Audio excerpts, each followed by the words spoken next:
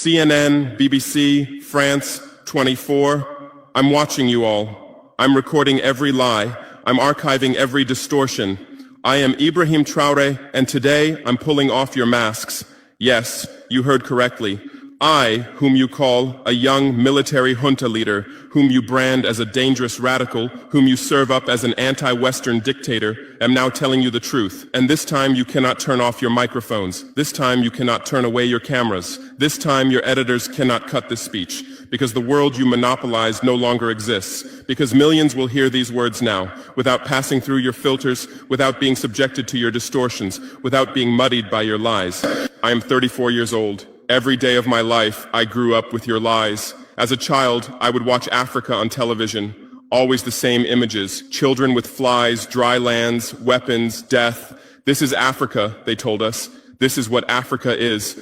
And we believed it. We were ashamed of ourselves. We were ashamed of our own lands, of our own people. But then I grew up. I read, I researched, I questioned, and I understood that the Africa you showed us wasn't real. The story you told us was a lie. The fate you imposed on us was a script you had written. For years, how have you portrayed Africa? How have you shown it? How have you sold it to your viewers? As if we were creatures who had no share of humanity. As if we were savages left outside of civilization. As if we were wretches waiting for you to save us. Every day, every hour, every minute, the same story plays on your screens.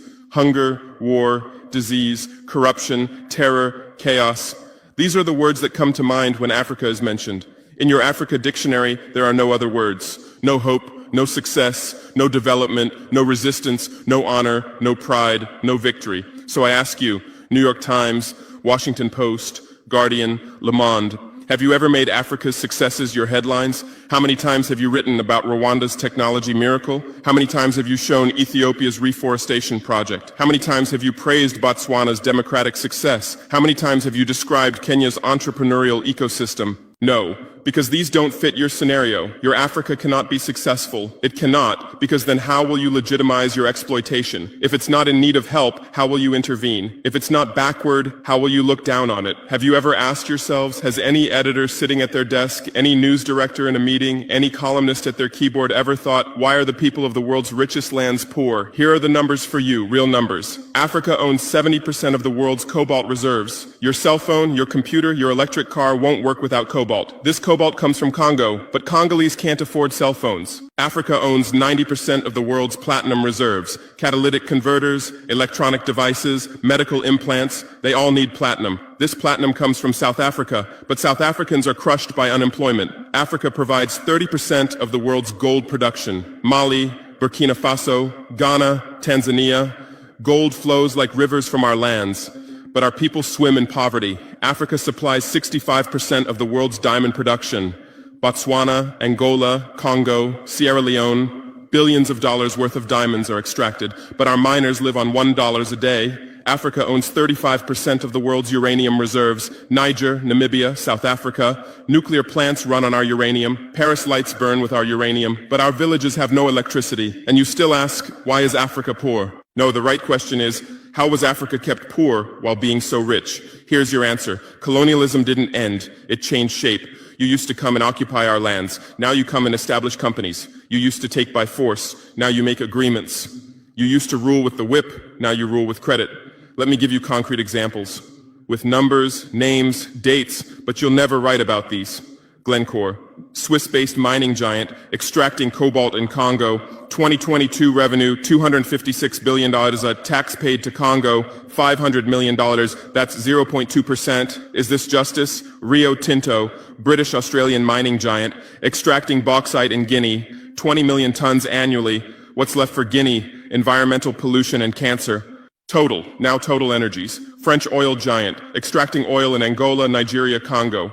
2022, profit, $36 billion investment in Africa, dirty pipelines, Anglo-American, founded in South Africa but now in London.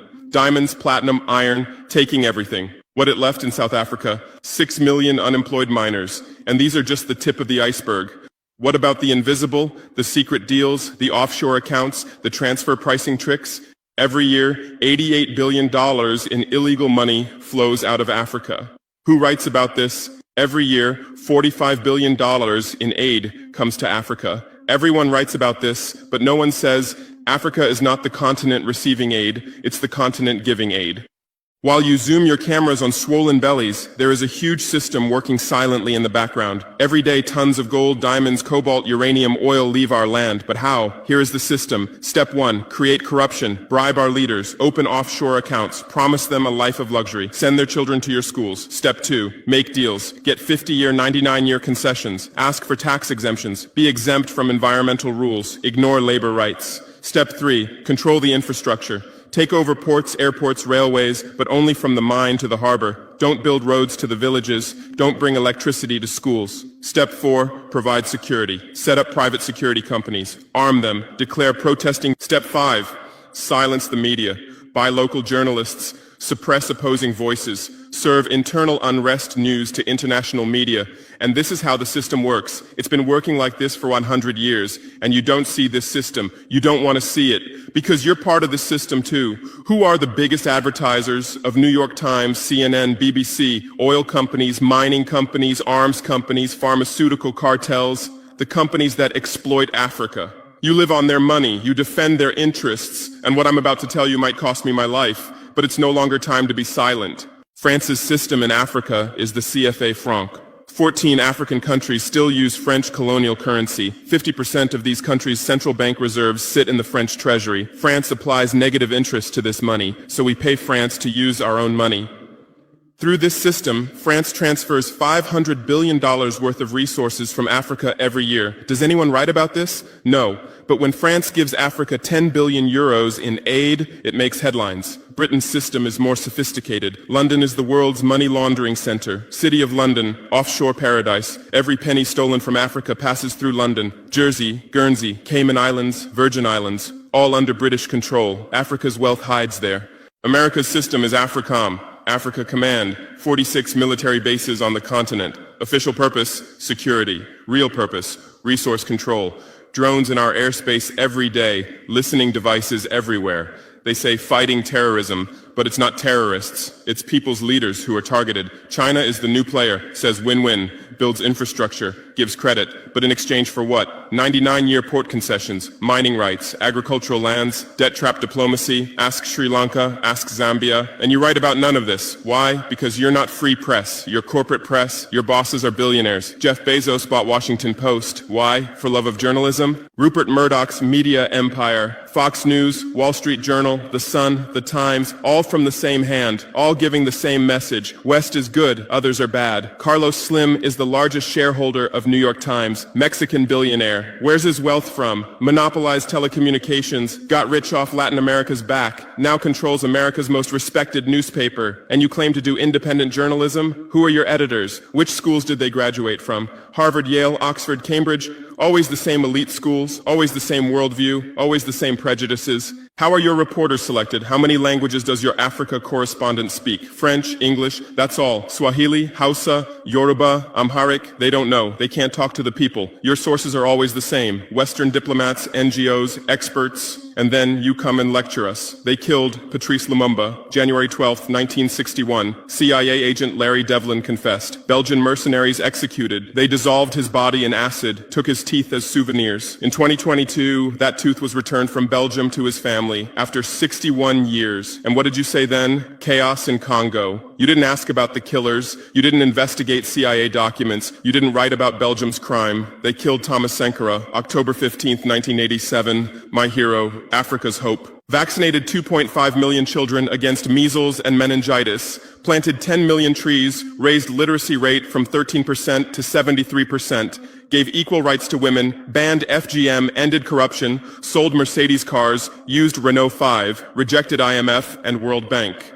And most importantly, he said, we will not pay Africa's debts. We didn't make those debts. The puppets before us made them on behalf of colonizers. That's when he had to be killed, and they killed him. Who killed him? His best friend, Blaise Compaoré. With whose support? France. Want proof? Look at the Foucault archives. Jacques Faucard, France's Africa Affairs advisor.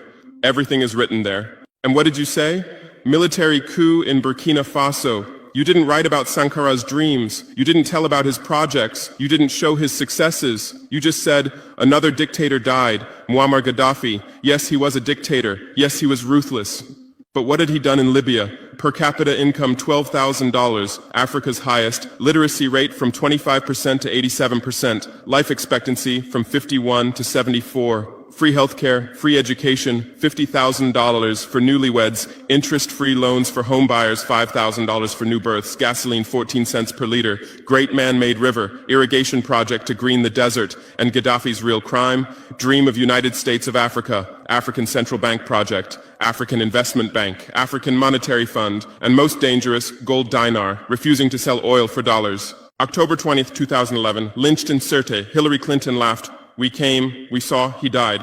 Now look at Libya. 3 different governments, endless civil war, ISIS, Al-Qaeda running wild slave markets exist. Even CNN showed in 2017, oil being looted, weapons depots emptied, spread across Sahel. Do you call this democracy? Do you call this freedom? Do you call this success? And whose turn is it now? The Sahel, Mali, Niger, Burkina Faso. You want to make us Libya too. You want to make us Syria. You want to make us Iraq. But not this time, because we've awakened, because we've learned, because we've united. Operation Barkhane, France's Sahel Adventure, 2013-2022. Official purpose, fighting terrorism. Real purpose, resource control, 5 through 100 French soldiers. €1 billion annual budget. What's the result? 2013, 500 terrorists in Mali. 2022, 5,000 plus terrorists in Sahel, 10-fold increase. What kind of success is this? But what were French soldiers doing? Protecting Niger's uranium mines for Areva, Orano, securing oil pipelines for total controlling ports and railways for Bolloré, and fighting terrorism? No, the opposite.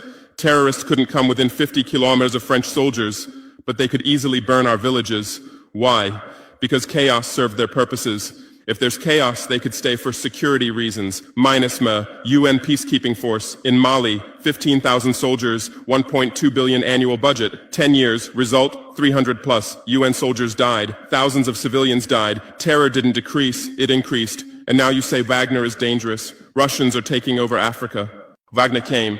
1,000 soldiers. What happened in 6 months? Terrorists fled. Villages are safe. Mines are working. People are at peace. What's the difference? Wagner is an ally we invited. France is an occupier who came by force. Wagner follows the agreement. France blackmails. Wagner brings results. France produces excuses. But you don't write the truth. You say Russian mercenaries. Well, what is French Légion étrangère?